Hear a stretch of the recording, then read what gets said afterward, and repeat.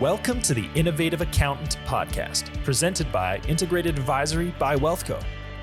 Join your host, CPA Tim Coquell, as he explores thought-provoking ideas, information, and best practices from leading experts focused on supporting the accounting profession and the integrated advisory community. Here's your host, Tim Coquell.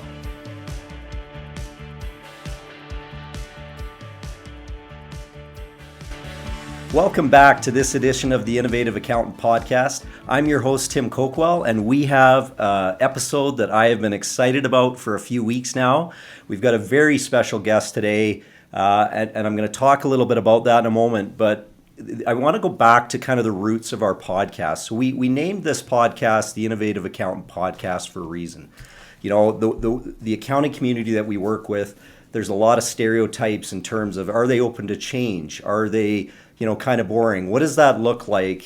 And, in our view and our experience in working with firms, they're some of the most innovative people in terms of the business community. And that's really what we set out to do with this podcast, was really highlight a lot of that innovation that goes on. We've had some amazing guests on our show, many of them CPAs that have, done some amazing things. We've had renowned body language experts, marketing geniuses, empire builders, mindfulness masters, technology champions, and trusted coaches to some of the most successful business owners and wealth management clients in the world today. And all of them are leaders and innovators in their chosen fields. But today, I don't think to this point, any of them have really been quite like the guests that we have today. Today, our guest is not a CPA, but rather a psychologist who has worked and built an outstanding career at the center of innovation. And when I personally think of innovation, I sort of look up to the skies. I think of technology and space travel and the travel to the moon and all these amazing things that go on with that. And the brand and the name that comes to mind is obviously NASA when I think of that.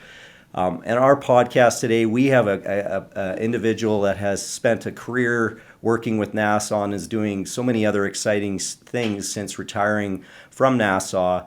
But we've got Dr. Ed Hoffman with us today, joining us from Annapolis, Maryland, which is 30 minutes from Washington, D.C. He's also the founder and CEO of Knowledge Strategies and the former Chief Knowledge Officer at NASA. So I'm honored to have you on our podcast today. Ed, thank you so much for joining us. No, very much my pleasure. I've enjoyed our conversations, and it all happens around finances, money, accounting. So real pleased to talk with you and your community here. Thank you, Ed. Ed, my guests firstly are probably going, how did Tim get a guy like Ed on his podcast here in Canada? I've got to thank our last podcast guest, Brighton Udy from At Heart Branding, and making the connection. And I've really enjoyed our conversations to date, Ed, and I know that our audience is going to get a ton of value out of this conversation today. Your background, and I'm going to just share a little bit of that with them so that they understand just what you've been up to. So obviously your doctorate, MA and MS degrees from Columbia University, you focused in social and organizational psychology. Very interesting field, and we're going to talk about that in a moment in terms of what drew you there. That university background sort of springboarded what has been an exceptional career. You become a leader, a strategic advisor, and researcher in the field of knowledge and project and team management. As I mentioned earlier, retired from NASA as a senior executive. You were the chief knowledge officer and founder of the NASA Project Leadership Academy. Following the Columbia shuttle failure, you led the team that designed the Strategic Management and Governance Handbook, which these are big things in everybody's lives. Everybody remembers those events in history. You received the NASA Outstanding Leadership Medal in 2010. And currently, as I mentioned, you're the CEO of Knowledge Strategies, where you're providing your knowledge and consulting services to other large companies and organizations.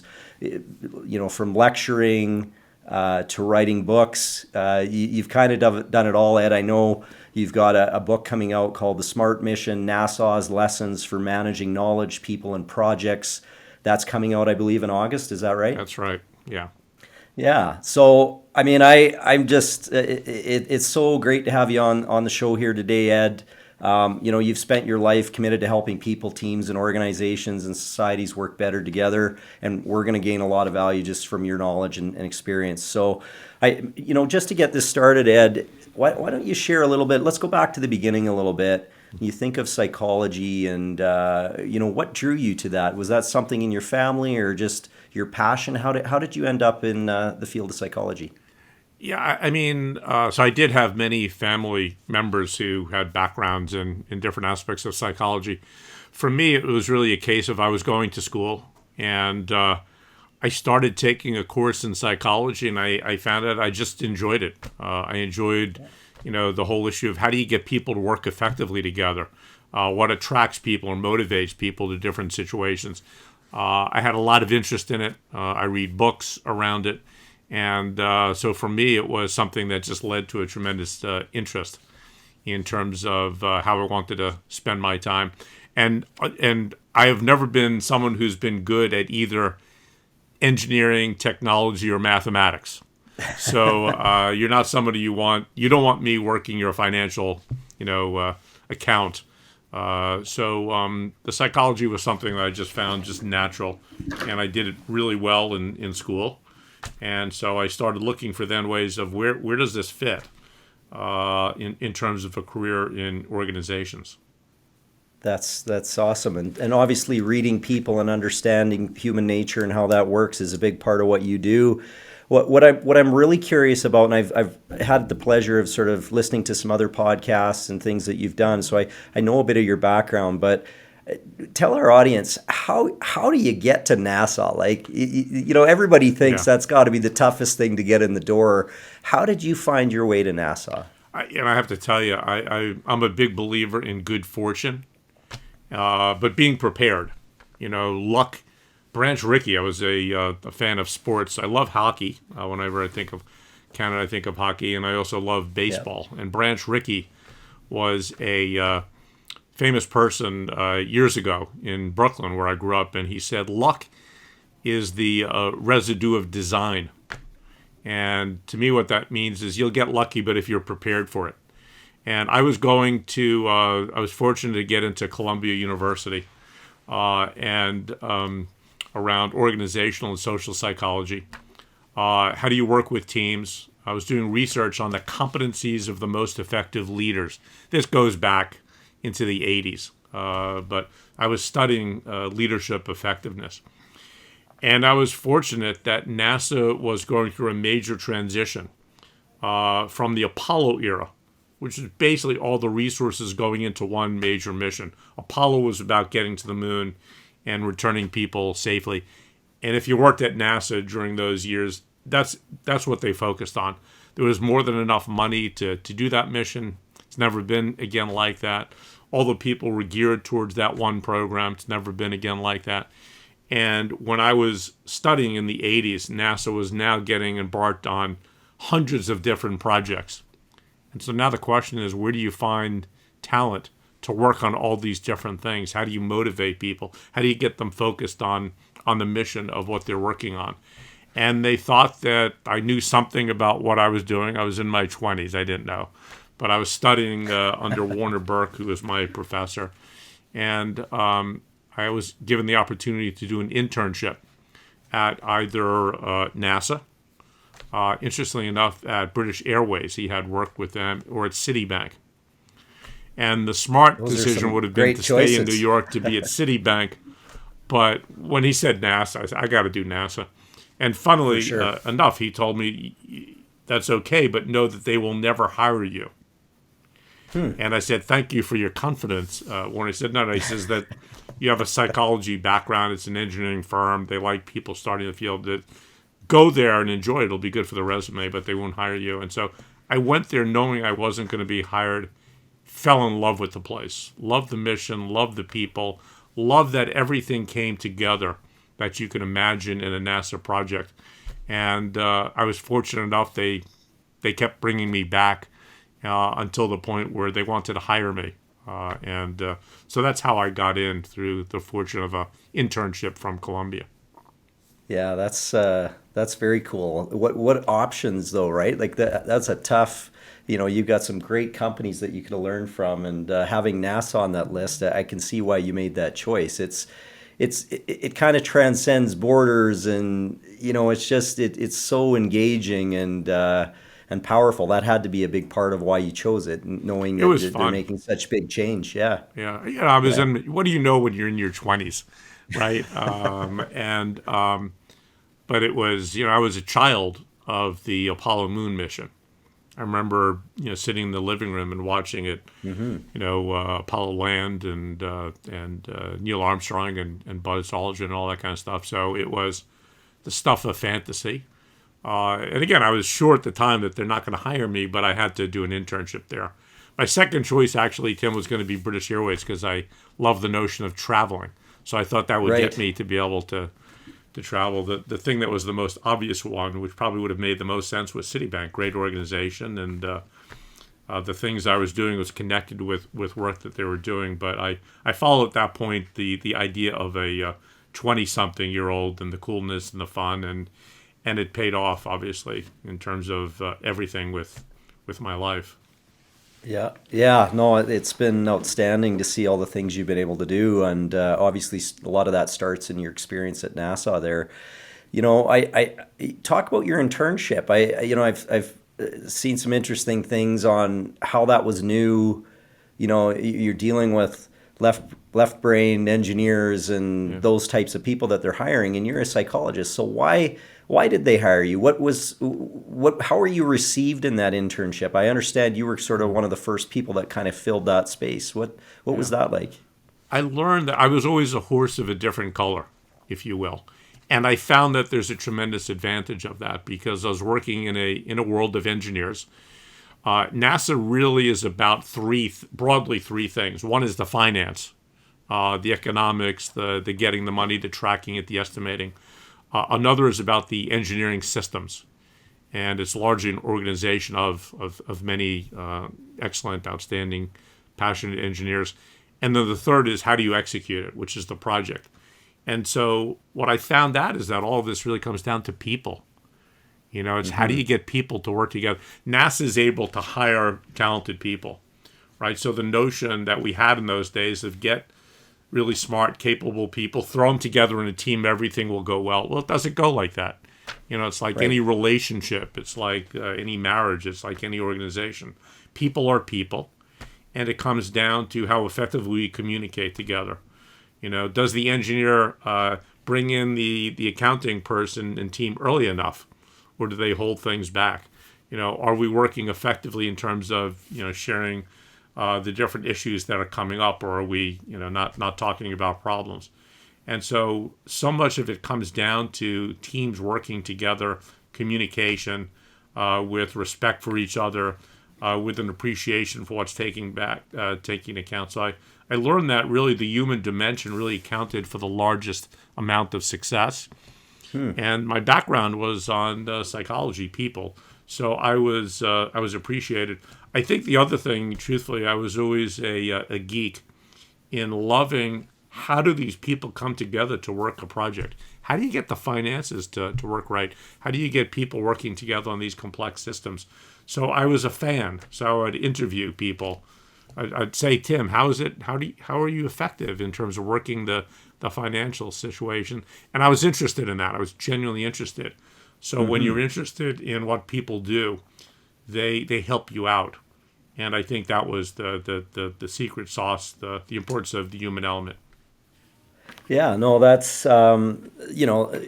you're right. You can have all the smarts in the world, but if you're not a good team player and work with others well, that's probably an issue. So, what were some of the tools? Like we've had some previous guests on our podcast that talk a lot about, if you're trying to get the right people on the bus, firstly, or the spaceship, whatever you want to call it, but you're getting them on the team and you're trying to get them into the right seats.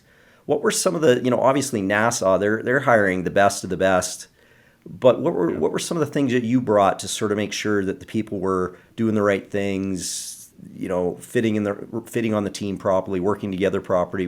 Did you use profiling with these people, or was it just more questions and getting collaboration? Yeah, I mean, I think there's a starting point. One of the things I learned really as an intern at NASA, is understanding why you're there, what you're doing. And I had a funny situation very early on. NASA is a wonderful place. It was a great place to work. They were really interested in developing their young people. And at the time where I got there was a deputy administrator, Dr. Hans Mark, who had a very deep, Germanic accent, came, I believe, from Austria. And he used to have parties, end of the year, holiday Christmas parties for the interns. And the year that I was there, Dr. Mark invited us, to his house. It was in Northern Virginia, a beautiful home. And my friend coming up from New York was coming up, Brian Maruffi, he was also from Columbia. Brian said, why are we going to go to an executive, it's going to be a boring party. I said, Brian, you're missing the point. There's going to be food there. There's going to be a little bit of drink there. We go there, we drink, we get our food. No one's going to care about a couple of psychologists. Then we'll go to Georgetown and have a good time. That was the plan. So we go to the party that Dr. Mark had. He had all of the senior leaders who worked for him at NASA headquarters in the room. And he had, at that time, there was probably about 50 interns, different stages of the career. And all of a sudden, and I'm eating, I'm young, I'm stuffing myself, I'm drinking. And I hear Dr. Mark said, I want to welcome you all. And everyone's forming in a circle. And he said, I know why 49 of you are aerospace engineers. And I know why you're here. But there's one person here it says you're from Columbia and you're an organizational psychologist. And I have no idea why we have an organizational psychologist here. All of a sudden, I start sweating and feeling, and all of a sudden I feel the other students backing away from me. And Dr. Mark said, who's the organizational psychologist? And I raised my hand. I said, I'm Ed Hoffman, Dr. Mark. He said, why are you here? And he said, I understand why we have engineers, but, why do we need a psychologist here as an intern? And I said, well, I'm studying the performance of effective leaders, and you need leadership for any kind of a mission. And Dr. Mark was so quick, and he said, well, I'm a leader. He said, can you give me a tip for how to improve what I do? Oh, wow. And so we talked about communications, and we talked about different strategies, and he, kept going a little bit deeper and deeper, and, finally he stopped. I was soaking wet at this point, Tim. I'm wondering why did we go here? Yeah. And so about 10 minutes later, I see Dr. Mark comes up to me, and he said, come with me. I want to show you something. So I go with him, and he takes me into his office, and he has these beautiful rockets and spacecraft. And he had worked in DOD, and he had all these different missions out there as he was showing me these things. And he said, my wife told me I should apologize to you, that I put you on the spot, asking you, why are you here, and all this kind of stuff. And I lied to him. I said, no, it's all good. He said, well, I really did. What was going through my mind, he said, is why do we need an organizational psychologist? And he said, but what you're talking about is exactly right. It's about leadership. It's about working together. And we need someone like you. And I just wanted to say you answered that really well. And I didn't mean to put you on the spot, but I wish you, a wonderful career. And I guess one of the things I learned from that moment, Tim, is you have to know why you're at an event. Why are you working at NASA? Why are they hiring you?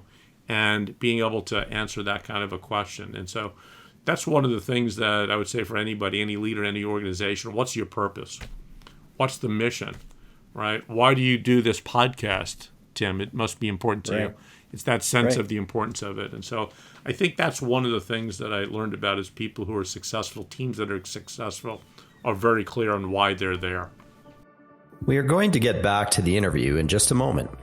If you are listening to this episode of the podcast and wondering what you can do today to transform your CPA practice, I have a free resource I want to share with you. It's called the Integrated Advisory Video Series.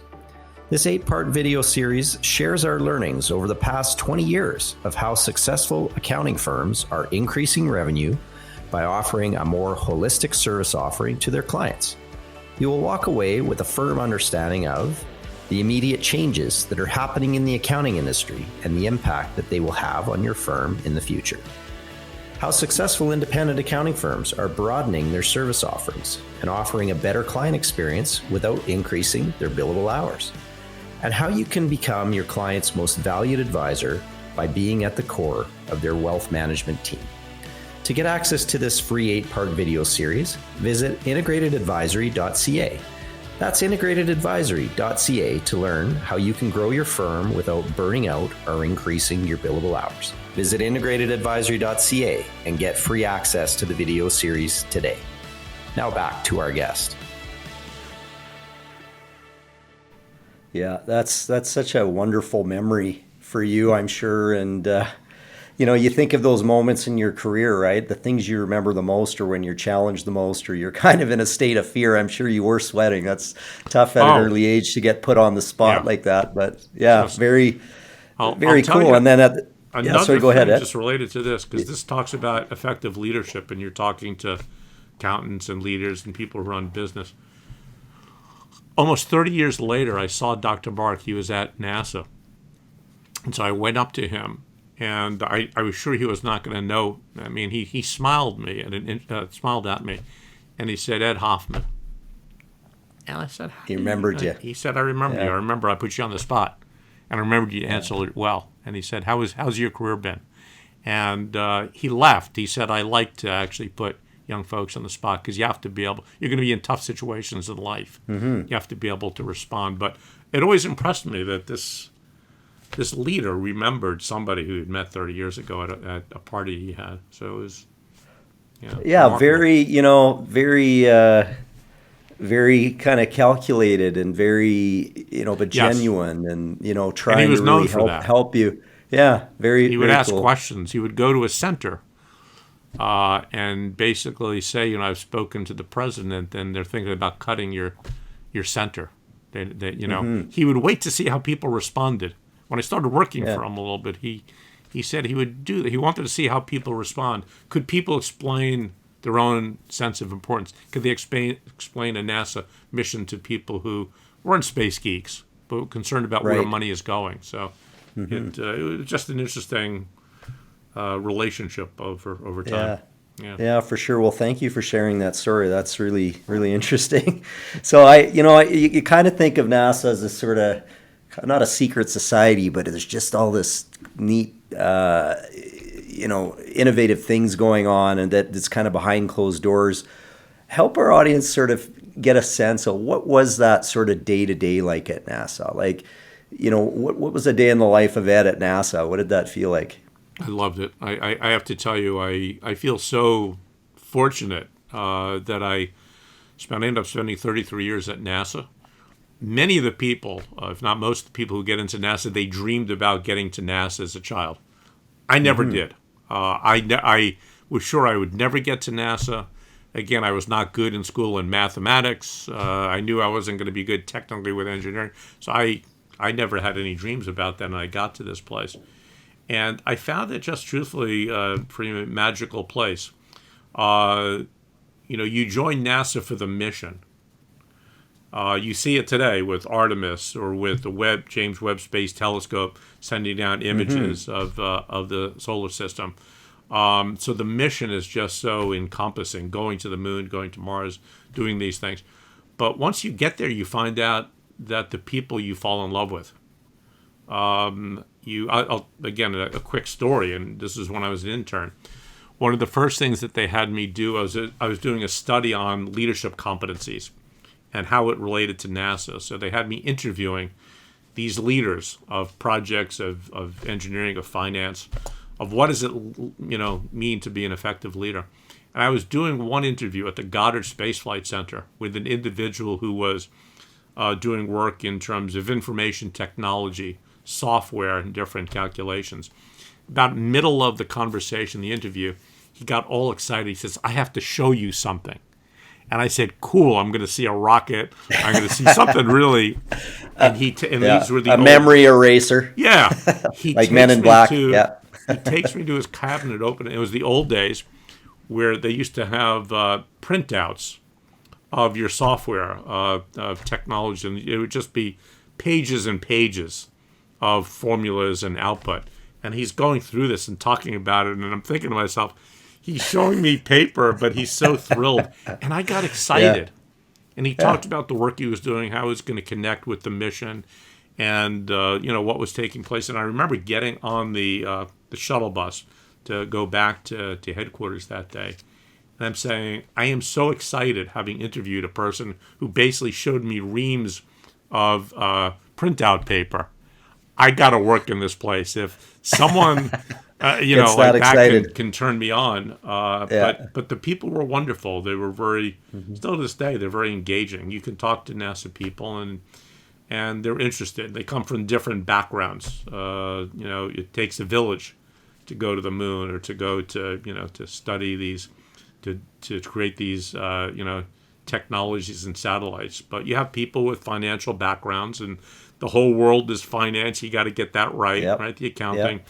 And you have people who are involved in nutrition. When you're dealing with the astronauts, they have to eat, right? And you have to eat the right foods. If things go bad, they get contaminated. So you have people who work with different kinds of food places, and they have people there. You have smell experts who are in tune about being in enclosed environments, and how to smell. And of course, you have engineers. All these people, they have different backgrounds, but they're, I would say, over 99% of them genuinely nice people, very interested, and they're interested in the overall mission and how what they're doing contributes to the success.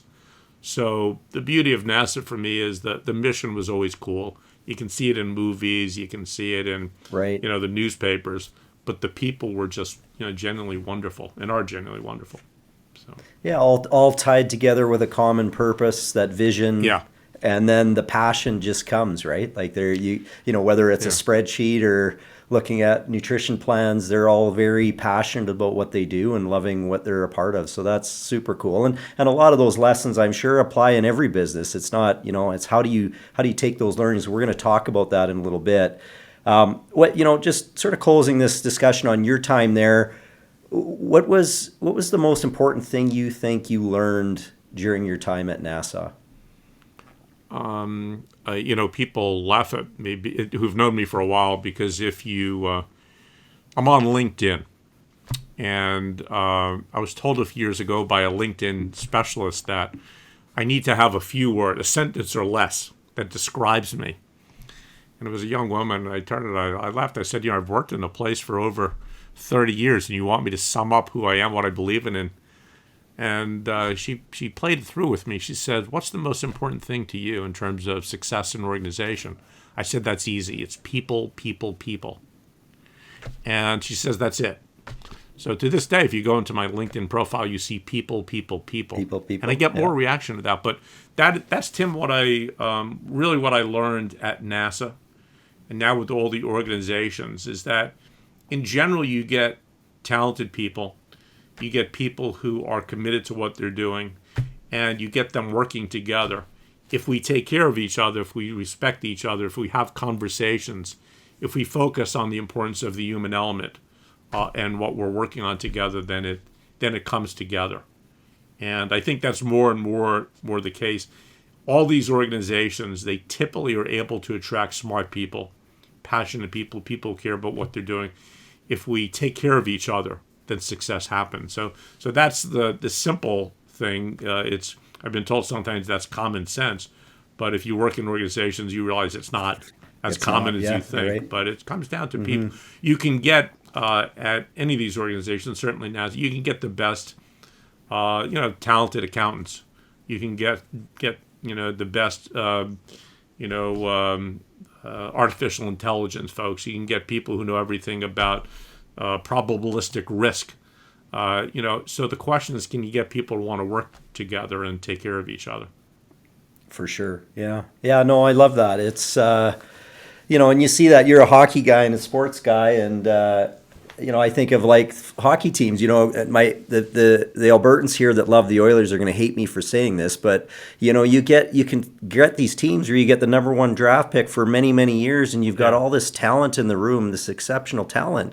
But they got to work together, and they need leadership. And so I'm interested in that at NASA, because you're bringing in the brightest and the best, and there had to be some element of competition and Absolutely. some element of ego involved in that. And so how does a organization like that get around that? How do they turn that into the best outcome? Yeah. So first of all, I gotta say I love the Edmonton Oilers because I grew up as a New York Rangers fan. So I have a lot of scars. Yeah. And I always said, just give me one Stanley Cup before I die as a Ranger fan. And thanks to Mark Messier and the Edmonton Oilers teams that the great one there for a little bit. Yeah. So I thank you. I thank you for that. I think really it comes down to team. So there are three aspects that I think to an organization. One is the individual level. Individuals who have the smarts, the capability. They know what they're supposed to be doing. If you're in accounting, you want to be able to speak with authority about your accounting work. In terms of a place like NASA, you're typically working on projects or on teams, right? So it's not just putting people together, it's how do you work together as a team. And so one of the things we found, partly from failures, from the Columbia space failure, from the Challenger failure, from other problems and mishaps, you look at what led to the problems and what leads to success. And we started looking at the importance of how do we understand what does it take to be effective on a team. And specifically, one of the things we started doing and then started working with our project teams is we found out that there are different aspects that you look at. And basically, one is the human aspect, the people side. And the other is the work side, the mission, the task that you need to get done. For the people, what we look at is in the present day when we're working with each other, are we appreciating each other? Are we sharing our gratitude? Are we thanking each other?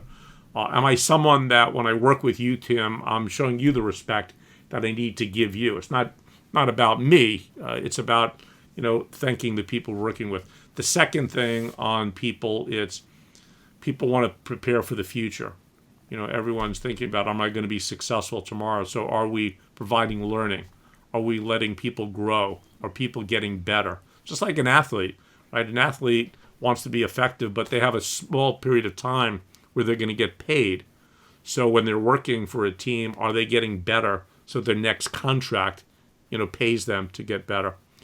And then the other side, and I always say start with the people side, start with the human side. Then the mission side, the task side is, are we clear on what our goal is? Are we clear? Do we have 110% commitment to what we're trying to do in our business? In sports, I think it's an advantage because if you're in hockey, if you have any sense, it's about the Stanley Cup, right? So you know what you're shooting you know where for. you're going. But in organizations, oftentimes I'll ask people, what's your top, what's your mission? What's your purpose? What are your goals? And people don't, they don't have that clarity. So that's important. And then the fourth aspect on the task side is what are the processes that we have to have in place to communicate effectively, to reward people, to make sure that we're delivering on what we're promising to our customers. So to me, you think about the people, you think about the task, you think about it presently, treating people with respect, inclusion, diversity, all those things, making sure we're learning and growing, people are getting better so they can go to the place. And on the work side, 110% commitment. We understand the goals. We understand what we're trying to account for. We know what we've promised our customers for. And we have the processes in place to do it well. That's what an effective team is able to do and have a language for. That's a great framework. And I think the Rangers or the Oilers should hire you. I'd love that. Have you ever? Yeah, that would be. Now you have maybe my that's dream. the next. I've loved working at NASA and teaching at Columbia, but wow, if I can do that, you that just would need be a dream. Stanley Cup on your resume. That's about the only thing that's not there. Oh, that would be wonderful. Yeah, I love sports. Yeah, cool. Yeah. Yeah. So maybe wrapping up this, and then I want to get into more of this team conversation. It's just lots of great things there. What are you proudest of accomplishing while you were there? What's the thing that stands out to you that you feel you made the biggest impact on? I think that if I think about my time at NASA, or really the things I do, what I've been told over and over again is I've had students who tell me, you're very genuine, you're authentic, and you make it easy for people to talk to and work with. And I think maybe what I was able to contribute where I work, and certainly at NASA, was the sense that we can take care of each other, the importance of respecting, the human element, and the importance of learning. of taking time to learn, to get better. NASA's an organization, like most organizations, that they're so focused on their outcomes and what needs to be designed and developed that when I got there, there was a sense that there was not enough time to reflect. There wasn't time to do what we're doing here, to talk or have a conversation. There wasn't a sense of the importance of taking time to listen to the podcast, what you can learn from. And so I was able to contribute the sense of the importance of taking time to think together, to talk together, to learn, to listen to the Innovative Accountant podcast, because from that, it'll take you to a better place. So I think that's probably the thing that I feel good about. You help them slow down and communicate better. And I think I heard in one of your other podcasts, you talked about the importance of that social community and that gathering. And talk a little bit about that, in terms of how knowledge works, why that social collaboration is so important, because I know that's a big part of it. Well, I'll go back to, I actually read a lot of economists, which is interesting because when I was a student, I didn't like economics or anything like that. But really what economics is about is creating well-being for people through financial security, right, in a nutshell. And so one of the economists that I read a lot is David Teese. And one of the cool quotes that he says is, any organization is really just knowledge and relationships. So how you make wealth, how you grow as an organization or as a business, is you have relationships with people that work for you. You have relationships with your customers and clients. And if you do that well, they're going to want to stay with you. And then if you have expertise, if you have knowledge, if you can find solutions, if you can help make me money or save money, then you have the knowledge. And basically that, I think, the notion of the economists today is they're focusing more and more on what they call the intangible economy. And the tangibles, which are still important, are things like owning land, having people who will work, for you. It's the sense of things you can see and touch. But the intangibles, which are now accounting more and more for the wealth, what's an intangible? Innovation. Innovative Accountant, interesting title. Innovation is an intangible. You know it, it helps you grow, but it's hard to pinpoint. Knowledge, right. Having expertise, you know the importance of it, but how do you measure it? Learning, I've heard some organizations say, I can't spend money on learning. I've got to put my money to other more tangible things. It's a big mistake, because we're nowadays, really, if you believe that knowledge and relationships drive things, then those are heavily impacted by these intangibles. And so taking time to understand innovation, learning, relationships, conversations, podcasts, these things, they're hard to measure, but they are the intangibles that lead to success. So I think that's one of the things that I would point back to. If you look more and more work of economists that are coming out there, the future of work, the future mission, how they're measuring growth of organizations, they're looking at it from those standpoints. The changes of the last 30, 40 years, if you were in the 1970s, the leading organizations making money were GM, Exxon, Ford, right? Very tangible things. Nowadays, what are the organizations that have all the wealth? Amazon, Apple, Microsoft, Alphabet, Facebook. And what they're selling are they're selling what we're doing right now. Yeah. So you can miss that, and I think that's really vital. And all that comes down to, again, the importance of people and conversations. And again, why do you call this the Innovative Accountant? Right? I think it's you knew what you were doing, right? It's about it's not the accountant just who's operationally skilled, who doesn't need to learn. It's about doing things a new way, a different way. So I think that's what we're talking about. Yeah, I love that simple framework of knowledge and relationships. I think that some companies focus a lot on what they know and less on the people side, and maybe other companies focus a little too much on the relationship and less on the knowledge. But the success requires both. And I guess how at NASA did they do a good job of sharing that? The knowledge? how do they share that across the organization? What kind of a culture did they build that allowed them to do that successfully on both the knowledge front and the relationship front? Yeah. Well, it's not. I mean, it's not just natural. You have to learn to be successful, right? Successful leaders, they learn. They see what works, what doesn't, and it's the same thing, with an organization. One of the advantages of NASA, which I think is similar to, to sports, is that I always heard about the word mission, right? Mm-hmm. And obviously, it's, there's a connection to the book, The Smart Mission. We got that title. I wasn't really planning on that, but when we thought about it, this is all about how do organizations, how do societies that are mission driven, how are they successful? And so the advantage that I saw at NASA was, first of all, you have people who are space cadets. I mean, they're in love with space exploration, going places, rockets, launch and all that kind of stuff. And they're humans, so they would get into arguments. I was facilitating a meeting a couple of decades ago of the International Space Station team. And the space station is an amazing accomplishment, 21 different nations coming together. You have humans living in space and working in space. It's amazing.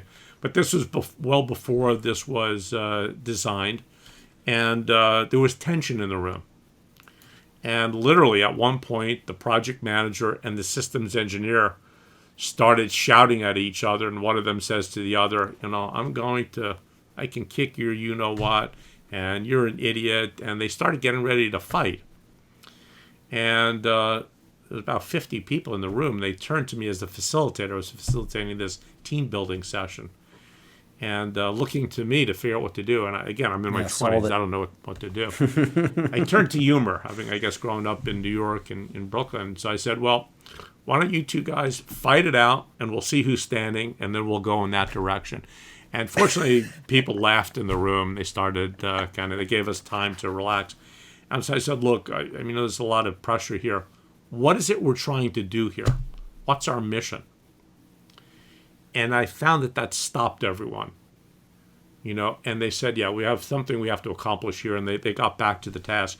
Throughout the rest of my career, I found out whenever people were getting lost, whenever arguments or fights were starting to break out, we were going into a different direction, we were being distracted. If I would call back to what the mission is, or I'd ask the question, what's the purpose of this project? What are we trying to accomplish for? Who are our customers? It stopped things, and they would get focused again. Wow, yeah. So to me, I think that's one of the advantages of NASA, was that they had smart people, they had passionate people, they had people who were totally in love with the work they're doing. And if you reminded them of the work, that would pull them back. And I would also say it's not, people will listen to me say, yeah, sure, Ed, you're working at NASA. It turned out there are people who are working things in terms of, going to, to other planets and working on really cool things. There are also people who are doing things that I would consider very mundane, but they were into their work. You had people, like the information technology person who was doing research studies and, just getting data results. And for most people, it would be boring. For this person and that team, that was vital. You had financial accountants and leaders who were coming up with new projections and new cost estimates that would bore me. But for them, it was totally engaging, and it contributed to a larger, sense of what the organization is doing. So I think one of the things really important, Tim, is what's our purpose? What's our mission? What's our goal? I tell my students, I teach at Columbia University, and I say, don't just get caught up in what other people tell you to do. Don't get caught up of what the future of work is for everyone. What is it that you want to do? What's the future you want to create? What's your purpose? What's your mission? And if you get that, I think it leads to the ability to be successful as a team. Yeah, that's great. I love that. So let's talk a little bit about when things don't go right. So we've talked a lot about teamwork and sharing knowledge, relationships. Let's talk a little bit about when things go wrong. Yeah. And how do you create a culture that learns from those those types of events. So obviously with NASA and your experience there, there's a couple of examples, whether it's Columbia or others, where things didn't go the way the mission planned. And how does an organization like that process an event like that? How do they sort of absorb that, and how do they sort of make sure that the team goes from sort of deflated to empowered and trying to learn and move forward from that? Share a little bit of your experience on that. So I'll say a few things about that. One is, I think there are different kinds of failures. I think there are mistakes, things that go wrong. There are mishaps, and there are failures, and I'll talk to each of those. The other thing, though, again, let me go back to the sports, kind of analogy. I think one of the things that makes an athlete is the fact that they know that they're going to fail a lot. Mm-hmm. You're not going to play in the NHL, and you're not going to every year win the Stanley Cup. As a matter of fact, most years you're not.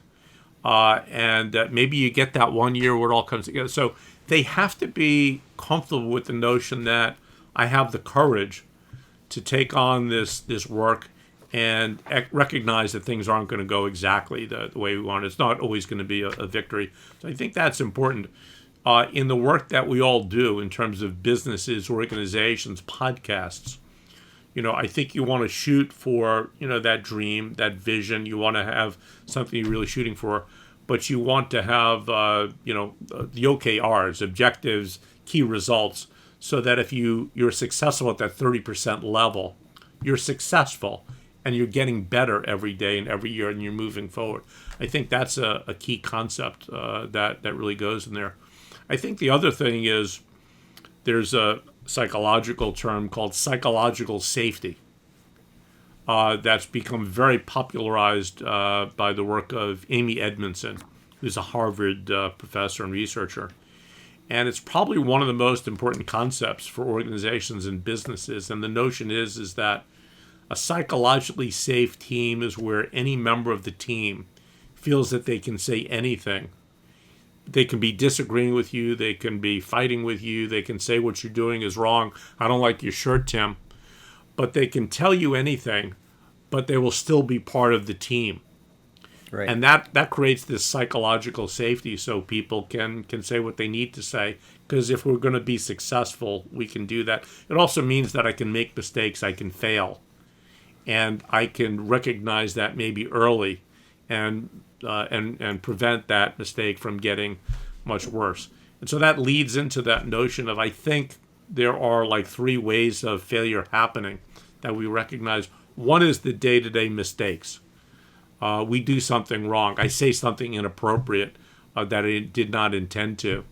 And making sure that I'm working with the team, or that I myself own up to that, and that we're learning from that and getting better. I said something that maybe offended you, Tim. Well, let's keep the relationship. Let's learn from that. The second that happens in a team or organization is what I consider a mishap. A mishap in a project at a place like NASA means that part of the project you're working failed. Maybe you estimated a certain cost and you've gone way over that, right? That's a mishap. You've done something as part of the technology, it didn't work. It didn't create a failure for the project or for the team as a whole, but something went wrong. That's a mishap. And the ability to identify it early, to talk about it, to recognize it, to learn from it and move forward is important. And then the third, which is the most serious, is a flat-out failure, which we saw in terms of things like the Challenger space shuttle disaster, the Columbia space shuttle disaster, where things just ultimately go wrong and it leads to a failure on the work, on the project, and the mission. And that's the most serious, and you have to just deal with that honestly and addressing it. You can't cover it up. And so these are things important. I'll tell a quick story that illustrates it. A number of years ago, I was still at NASA. It was 2013, 2014. And we had the space station crew was doing a spacewalk. And it was an Italian astronaut, Luca Parmitano, from the Italian Space Agency. And his helmet started filling with water. And it got to the point where it was at his neck. And then it got to the point where it was at his mouth, and it was getting to the point where it was going to be over his nose. And the crew on the shuttle thought quickly, and they pulled him back in to the space station, got his helmet off, and he was fine. And the next morning, I went into the office, and I had one of the senior leaders on the 9th floor come down to my office, started yelling at me.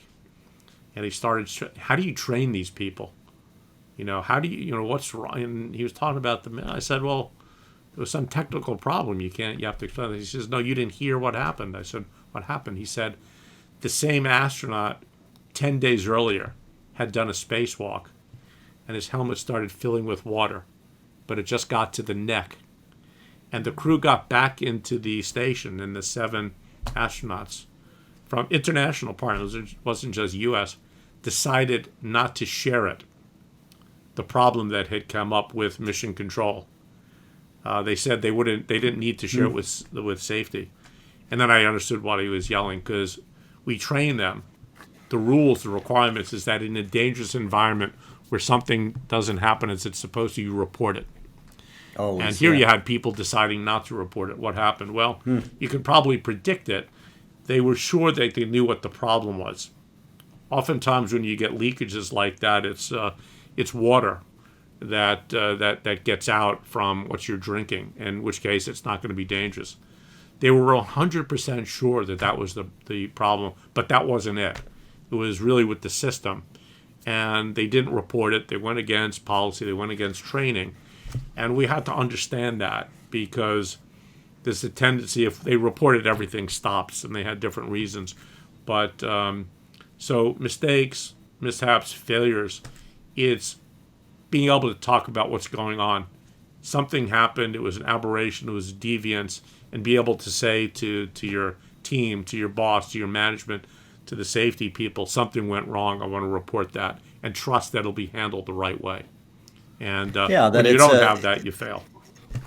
Okay, yeah, no, that's great. And it's that environment of safety and vulnerability, right? Like if you don't feel it's a safe environment to share when things go wrong, you're probably going to keep it to yourself. So trying to ensure that culture is open and minded to deal with those failures, that you kind of fail forward. Sounds like that's a big part of what you were learning there as well. Yeah, and on the financial side, I mean, I always tell the project folks that I was teaching, I said, there's one of the things you can't mess up on is the finances. Because if you mess that up, it's a very, very bad situation. So you have to be honest about that. And if you look at situations like Enron, if you look at some of the financial firms where people saw things going wrong and they didn't report it, they didn't share it, things get worse, and eventually you get to the point where it could damage and kill the firm, right? And so failure should be seen as something that we're taking chances, we're taking risks, we're being innovative, accountants, but we're being honest about what's happening, so that when something doesn't go right, we track it and we catch it very early, and we're okay. Well, and I've heard you talk about sort of that success and failure boundaries and how you create processes so that you're course correcting before you have the failure events. Talk a little bit about that. Like what are some of those key things that companies can do to ensure that they don't end up in those situations? Yeah, well, some things, there are processes, right? And so in the financial world, you have a lot of finances that are tracking, processes that are tracking where the money is. If you see something overrunning in a project, it gets, you see it, you need to report that out. And so you have different systems that are in place. You have, in terms of places like NASA, you have risk management. So you're managing your risk, similar to a portfolio, right? I have a financial advisor. I am older in terms of my savings, so I'm not going to be as aggressive as I was when I was in my 20s, because I don't have as much time to, for the stock to turn around. So if you have a smart financial person, they're managing a portfolio. Same exact thing at NASA. You have a portfolio in terms of your risks and how you're approaching your strategies. There's also the human element. There's the psychological aspect. And so one of the things that I think is useful to talk about in work on a project is, let's imagine that the work we're doing, the project we're doing, fails. what will have caused that failure to occur? And then you go around the room and you talk to people. What do we think is likely to have caused things? And that allows people, sometimes it's been called, I think, a pre-mortem. That before you've done the project, before you've taken on the client, you get together with your people and say, what is likely to cause the failure? And so that helps psychologically, allowing people to talk about, if we don't manage the contracts right, or have the conversation where, if we listen just to the executives, the senior leader in the organization, who knows what they want, and they don't want to hear the reports, they don't want to look at the numbers, they're sure of what they want, that'll get us into trouble. And so we've had that. We've seen that in organizations, right, where the senior executive, who, these are smart people, but they're so locked into a mission or something, they don't want someone telling them, we need to move the money to different locations. So, right. So having the right processes, having smart people who, having respect for technical capability. You want the accountant, you want the financial people giving advice on the finances. You don't want the engineer who knows very little about finances doing that. You can take the advice and disagree with that. Just like you don't want to have the financial person making the decision of whether to launch a rocket ship or not. They can have input. But so respecting talent, respecting that people have different backgrounds, experiences, educations, and they're there to offer their voice. And then we make decisions based on those things. Yeah, perfect. So let's switch gears for a minute here. There's lots of stuff going on in the world today where governments and teams are being, impacted, and there's failures happening and mishaps happening and lots of things. So a few that I want just some perspective on from you. We've had this COVID pandemic going on for a couple of years now. It's forced businesses to, there's been some great opportunities of accelerating the ability to work remotely, and there's been lots of good things, but there's also been some big challenges to teamwork and cultures of businesses. What's your take on that? I think that, I think it goes in one of two directions. When I speak to people, there's some people who, work-wise, have found the last 2 years to be very, very exciting, very successful. They like the changes. They like the new approaches. They like being able to learn together through distance. And then there are others who don't like change, and who wanted to go back to normal. And one of the courses I teach at Columbia is Navigating the Future of Work. And one of the things that our students learn as they go through that is that you're not going to go back to the way things were. Society doesn't go backwards. People have learned about new technologies. They've learned about the ability to use Zoom or Microsoft Teams, and they like it. They're going to continue liking it. People like the ability to have the flexibility from working from home in different locations. So yeah, maybe they'll go into the office 2 days, 3 days a week, but they want to be able to be successful from different places. So the way things were 3 years ago are we're not going back to that. And so I think the key thing is what they call is creative capabilities. One of the things it's called is the fact that we're hiring people so that they can have capabilities by changing, by adapting, by doing things different ways. Again, the innovative, accountant. To me, what I assume what that means is that you need to be able to be flexible. You need to be able to try things in different ways. And I think that's where we're at in terms of society. It's that things are changing. New technologies, there's robotics, there's artificial intelligence. There's customers who have voices. They expect to be heard. They want to be respected. Diversity is more and more of an issue with organizations and with businesses. And agility, speed.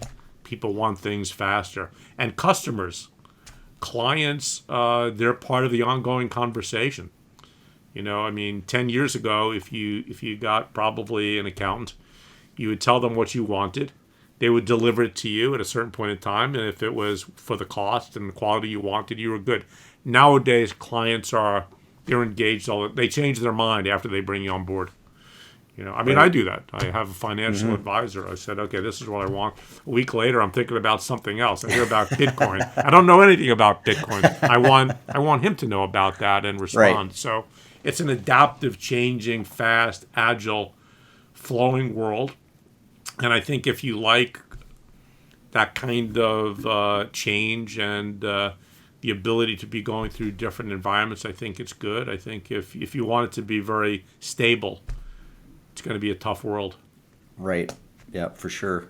Well, let's talk about, there's the news lately. It's hard to turn anything on without seeing Russia and Ukraine and the tragedies that are going on there.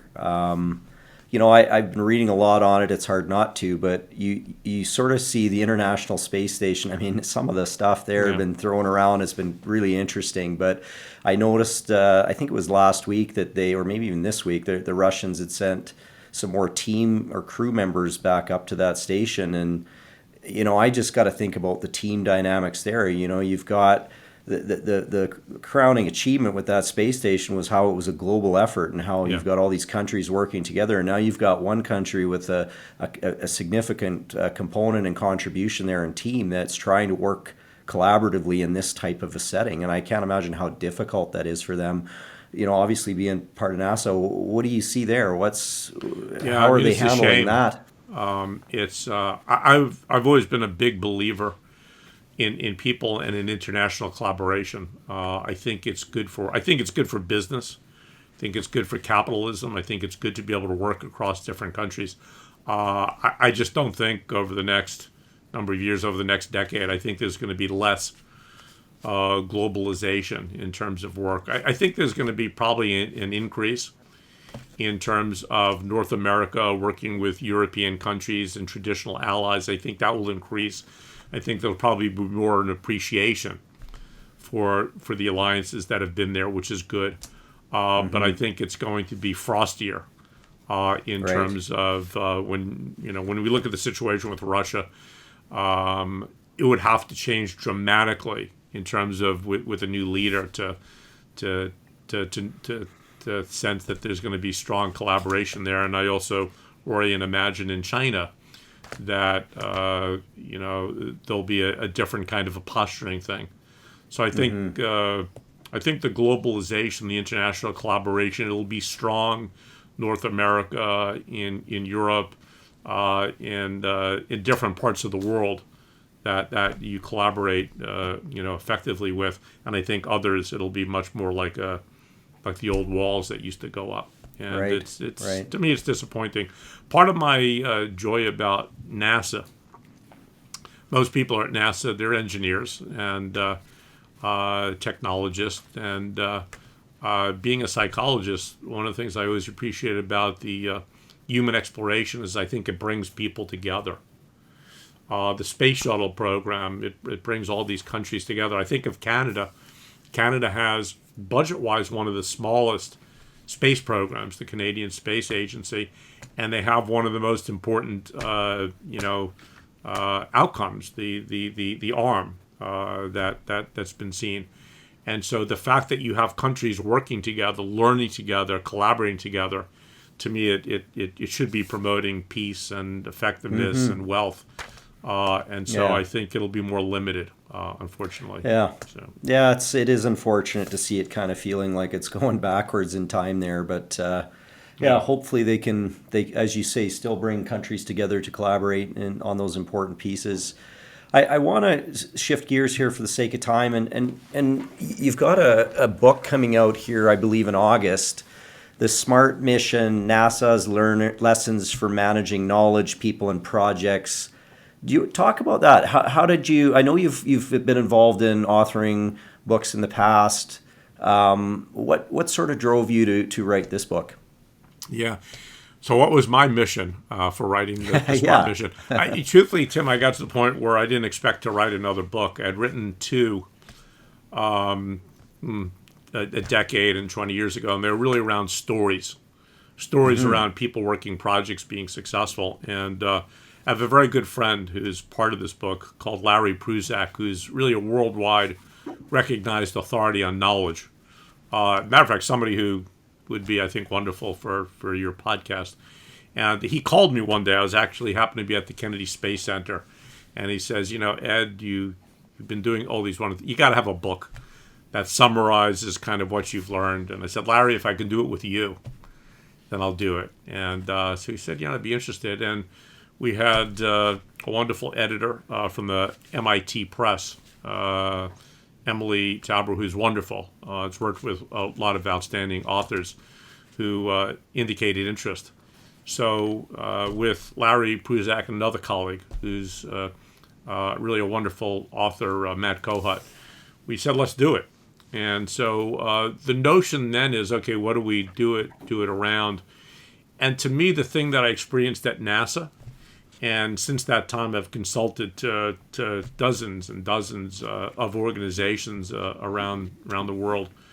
And what I found that really leads to people and teams and organizations and societies being successful is where they have a sense that what they're doing is really important.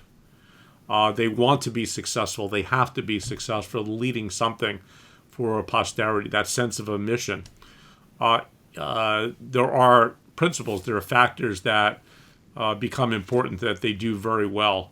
And so that was the notion of the book. And we looked at the importance of learning, that teams that learn, that societies that learn, that sporting teams that learn are more effective. Knowledge, the notion that the problems, the challenges that we have today, they're changing, they're different, they're complex. So where do you go finding solutions? And how do you build that on your team, your organization? We talk about that.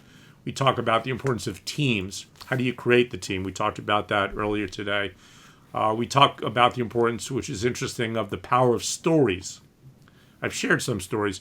One of the things that I've said that I think had the greatest impact on helping NASA get better was sharing our stories together, stories of success and stories of failure.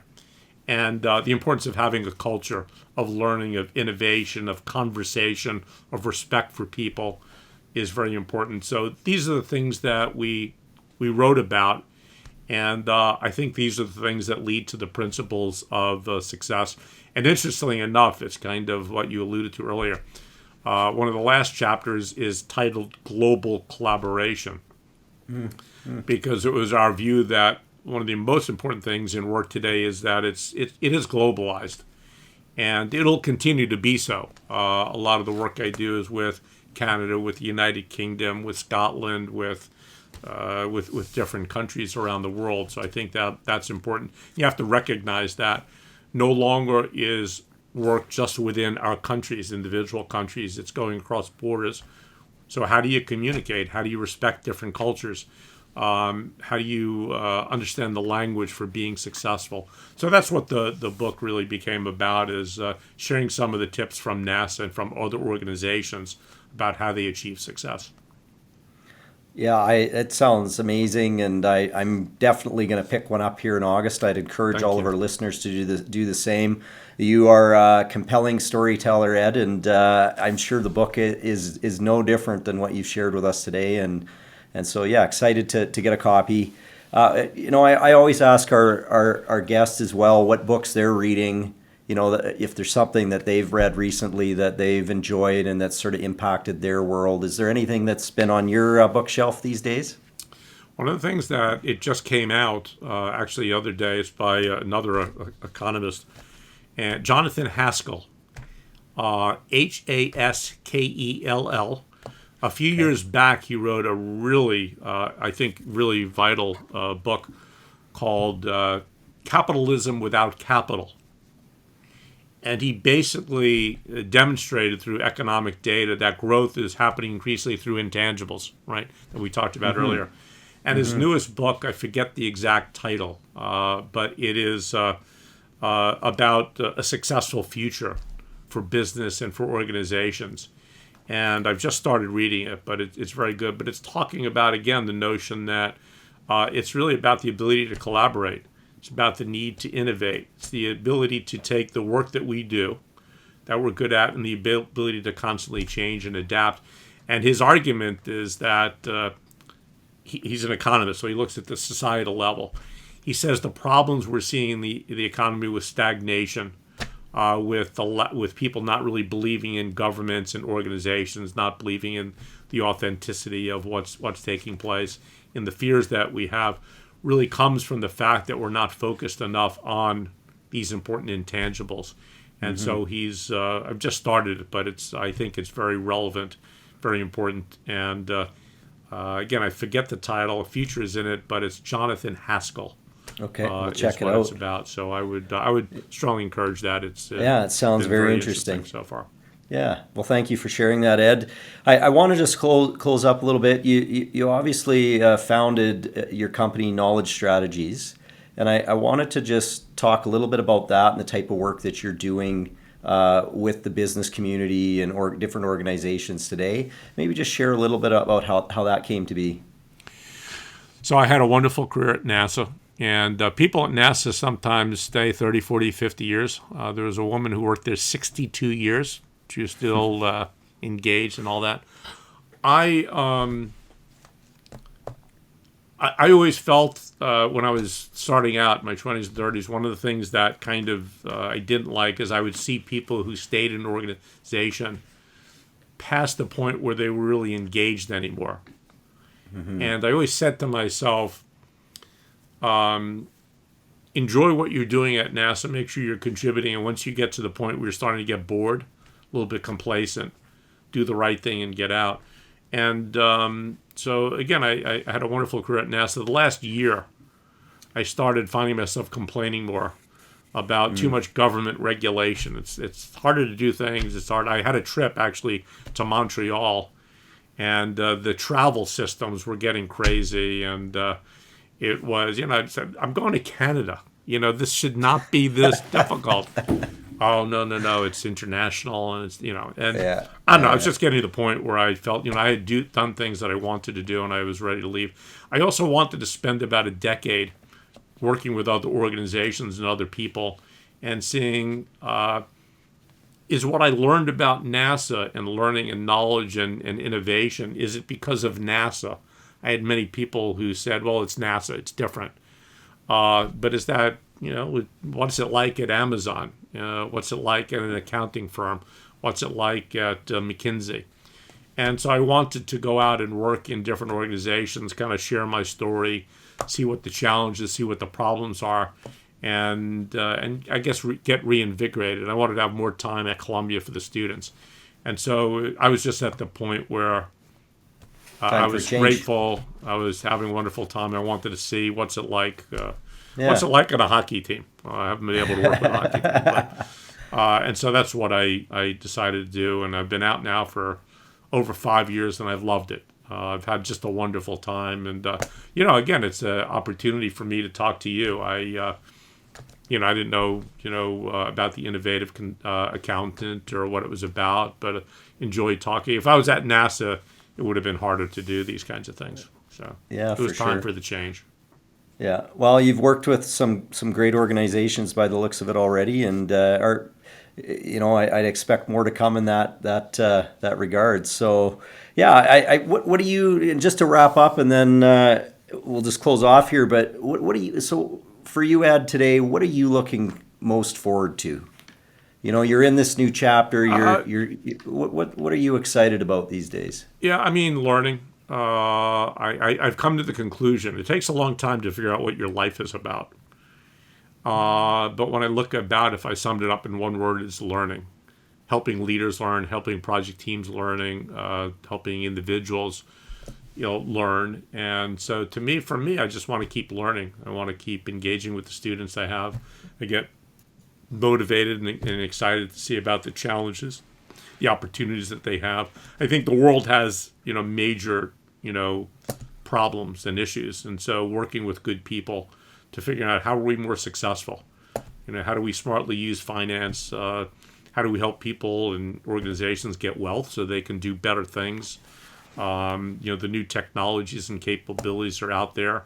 There's the Artemis 1 is on the launch pad at the Kennedy Space Center right now. It should hopefully be bringing humans to the moon and eventually to Mars. So to me, it's continuing to work and work effectively with others, and I guess to a certain extent giving some of that back so that we can be successful moving forward. And at the core of everything I do is I always use the word fun. Having fun, I think, is really important. So that's to me, that's the future of work. It's being effective, growing and learning and having fun. Well, that's a perfect wrap up for our podcast today, Ed. I had a lot of fun talking to you. I knew I would. So did I, absolutely. Yeah, and I know I learned a lot, and our audience learned a ton from your experience, and I'm very grateful for you taking the time today with us and sharing your experience and your knowledge. And yes, thank you so much, Ed, for your time and taking the time with us today.